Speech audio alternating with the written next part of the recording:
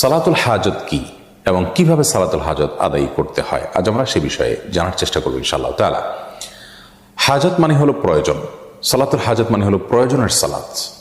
এমন কোনো মানুষ পৃথিবীতে নেই যার কোনো চাওয়া, যার কোনো বিশেষ প্রয়োজন নেই। মূলত বিশেষ কোনো প্রয়োজন, বিশেষ কোনো ইস্যু, বিশেষ কোনো গুরুত্বপূর্ণ চাওয়াকে সামনে রেখে সেটি বিষয় আল্লাহ তাআলার কাছে আবেদন নিবেদন করার জন্য, দোয়া করার জন্য যে সালাত আদায় করা হয় সেটাকে বলা হয় সালাতুল হাজত। সালাতুল হাজত এই নামে, এই শব্দে আলাদা করে কোনো সালাতের কথা হাদিসে সেভাবে বর্ণিত না হলেও মৌলিকভাবে সালাতুল হাজত বা বিশেষ প্রয়োজনের প্রেক্ষিতে সালাত আদায় করা এই বিষয়টি প্রমাণিত। আপনার কোনো বিশেষ চাওয়া আছে, বিশেষ কোনো নিবেদন আছে, আবেদন আছে আল্লাহ তাআলার কাছে, বিশেষ কোনো প্রয়োজন আছে যেটি পূরণ হওয়া দরকার, এটি পূরণ হওয়ার জন্য আপনি বিশেষভাবে সালাত আদায় করবেন, এটি প্রমাণিত। কোরআনে কারীমে আল্লাহ তাআলা বলেছেন ওয়াস্তাঈনু বিস-সাবরি ওয়াস-সালাহ, তোমরা সবর এবং সালাতের মাধ্যমে আল্লাহ তাআলার কাছে সাহায্য প্রার্থনা করো। যে কোনো ইস্যুতে সাহায্য প্রার্থনা করার ব্যাপার থাকতে পারে, সেখানে আমরা সালাত আদায় করে সাহায্য প্রার্থনা করব, এটাই হলো প্রয়োজনের মুহূর্তের সালাত। আর নবী করিম সাল্লাল্লাহু আলাইহি ওয়াসাল্লাম সম্পর্কে আবু দাউদে বর্ণিত হয়েছে কানাইদা হাজাবাহু আমরুন ফাসাল্লাহ, অন্য বর্ণনায় আসছে কানাইদা হাজাবাহু আমরুন ফাজা ইলা সালাহ, অর্থাৎ নবী করিম সাল্লাল্লাহু আলাইহি ওয়াসাল্লামের জীবনে গুরুত্বপূর্ণ কোনো ইস্যু, কোনো প্রয়োজন, কোনো সমস্যা তার সামনে এসে পড়লে তিনি সাথে সাথে সালাতে দাঁড়িয়ে যেতেন। সালাতের মাধ্যমে আল্লাহ তাআলার কাছে আশ্রয় প্রার্থনা করতেন, প্রয়োজন পূরণের জন্য দোয়া করতেন। বিশ্ববিখ্যাত মুহাদ্দিস মোল্লা আলী কারি রাহিমাহুল্লাহ তিনি বলেছেন যে এই সালাত যে নবী সাল্লাল্লাহু আলাইহি ওয়াসাল্লাম প্রয়োজন হলে সালাতে দাঁড়িয়ে যেতেন, এটা কি সালাতুল হাজত বলা যেতে পারে, অর্থাৎ প্রয়োজনের মুহূর্তের সালাত এটাই, যেহেতু এটার বিশেষ কোনো কাইফিয়ত বা পদ্ধতি বা বিশেষ কোনো সময় ঠিক করা নেই, যে কোনো সময় এটি পড়া যেতে পারে। যদিও সালাতুল হাজতের একটি আলাদা ফরম্যাট বা ভিন্নতর একটা ফরম্যাটের কথা তিরমিজির একটি বর্ণনা বর্ণিত হয়েছে, সেই বর্ণনাটি মুহাদ্দিসদের মূল্যায়ন, অনেক মুহাদ্দিসদের মূল্যায়ন অনুযায়ী সেটি সহিহ বা বিশুদ্ধভাবে বর্ণিত নয়, বরং সেটি সনদ নিয়ে অনেকে আপত্তি তুলেছেন, সেটিকে দুর্বল বলে বলেছেন। তো সেই বিশেষ পদ্ধতিটা যেটি ওই দুর্বল হাদিসে বর্ণিত হয়েছে সেটা জানিয়ে রাখছি।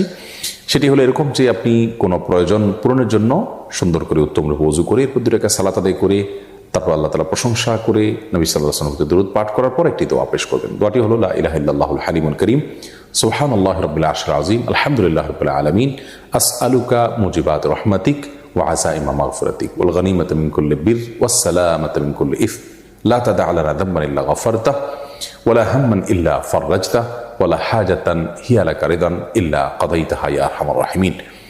এই দোয়াটি শব্দের কিছুটা হেরফের সহকারে ভিন্নতর ভাবেও বর্ণিত হয়েছে, মূল জিনিস একই, যে কোনটা পড়লেই মূল উদ্দেশ্য হাসিল হতে পারে। দোয়াটির অর্থটা খুব চমৎকার। সেটি হলো আল্লাহ ছাড়া সত্যিকারের কোনো মাবুদ নেই, যিনি হালিম, যিনি কারীম, যিনি মহাধৈর্যশীল, যিনি মহাকরুণার অধিকারী। সুবহানাল্লাহি রাব্বিল আরশিল আযীম, ওই আল্লাহর পবিত্রতা বর্ণনা করছি, পবিত্রতা জ্ঞাপন করছি, যিনি মহান আরশের রব এবং পালনকর্তা। প্রশংসা করছি ওই আল্লাহর, যিনি সকল জগৎসমূহের পালনকর্তা। আসআলুকা মুজিবাত রাহমাতিক, হে আল্লাহ আপনার কাছে আমি চাই এমন জিনিস, এমন আমল, এমন দোয়া যা আপনার রহমতকে আবশ্যক করে দিবে আমার জন্য, এবং আপনার ক্ষমা লাভের যে উপায়, উপকরণ আছে সেটি আপনার কাছে আমি চাই, এবং ওয়াল গনিমাতা মিন কুল্লি বির, সকল ভালো কাজ করার সৌভাগ্য আমি যেন পাই সেটি চাই। ওয়াসসালামাতু মিন কুল্লি ইসম, সকল পাপ থেকে নিরাপত্তা যেন আমি লাভ করতে পারি, নিরাপদ যেন থাকতে পারি, সেটা আমি আপনার কাছে চাই। লা তাদা লানা যামবান ইল্লা গফারতাহ, আল্লাহ আমার এমন কোনো পাপ যেন না থাকে যা আপনি মাফ করেননি, ক্ষমা করেননি, অর্থাৎ সব গুনাহ আপনি মাফ করে দিন। ওয়ালা হাম্মান ইল্লা ফাররাজতাহ, এবং এমন কোনো পেরেশানি যেন আমার না থাকে যা আপনি দূর করে দেননি, অর্থাৎ সব পেরেশানি দূর করে দিন। এবং আমার এমন কোনো প্রয়োজন যেন না থাকে যে প্রয়োজনটা পূর্ণ হওয়ার মাঝে আমার কল্যাণ নিহিত আছে, এবং যাতে আপনার সন্তুষ্টি আছে, সেই প্রয়োজন যেন অবশ্যই আপনি পূরণ করে দিন। তো দোয়াটির অর্থ বেশ চমৎকার। এমনিতেও আমরা সাধারণভাবে দোয়াটি পাঠ করতে পারি। আর খোলাসা কথা হলো, কোনো বিশেষ প্রয়োজনে, কোনো ইস্যুতে আপনি ওযু করে 2 রাকাত সালাত আদায় করলেন, এটি সালাতুল হাজত হিসেবে গণ্য হবে। আল্লাহর কাছে আপনি মন খুলে দোয়া করবেন, নিবেদন করবেন, ইনশাআল্লাহ বিদিনিল্লাহ যে কোনো প্রয়োজন আল্লাহ তাআলা আপনার পূরণ করবেন। এটি যে কোনো সময় হতে পারে।